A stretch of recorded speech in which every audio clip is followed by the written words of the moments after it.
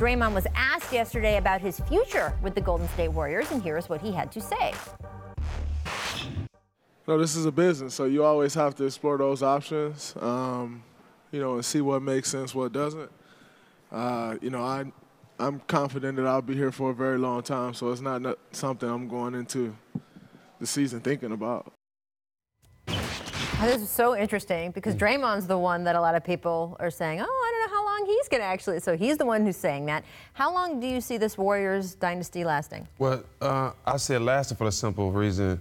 How many teams have we seen with 5 or 6 stars, and we can say multiple stars that took pay cuts to keep guys there? I think these guys can figure it out. They love playing together.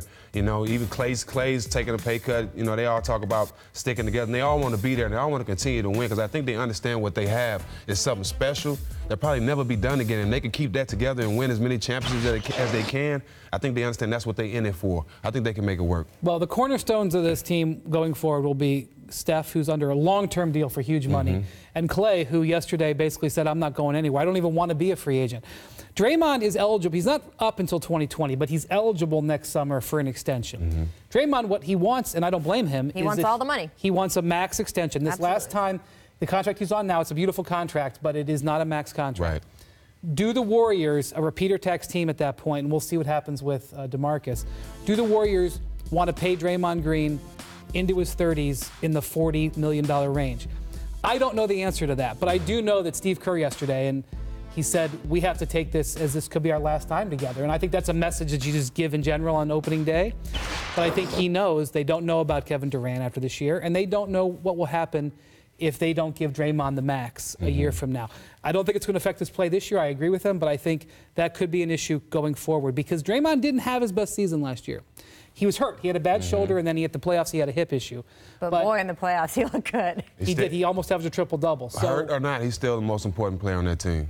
And that's what he's going to say when it's time to pay him. And he also has made it clear that he did take a discount last time. So you know how a player feels when they feel like they take a discount. Right. And the Warriors are rolling in money. Even with their $400 million playoff, their payroll potentially, they're moving into a new arena next year that is going to be a cash machine. Yes. I mean, I thought those two quotes, those two newish pieces of information from yesterday were big. First of all, Steve Kerr, because, yeah, he was on a team that won its 6th title and then basically disbanded. Right. So he understands that even an organization that wins and has the greatest player ever and all of that, things can break them up.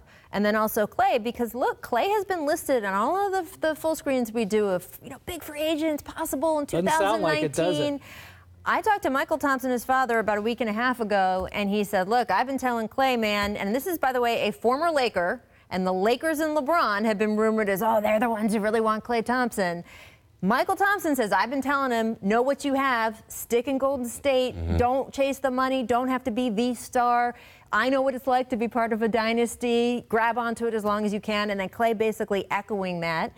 So if that name becomes off the board, this summer of 2019, I'm very curious to see how many of these guys actually are available and who actually knows, could come maybe to these Jimmy teams Butler with gets max cap traded. space. Jimmy Butler gets traded the next 72 hours and loves where he goes. Right. And is like, I'm not going to be a free agent either. He's either. off the board, too. And the Raptors hope Kawhi Leonard takes himself off the board. And frankly, Rachel, this is why the Lakers have sort of difficulty when it comes to trade or not, because they thought we're going to get Paul George, and then he stayed.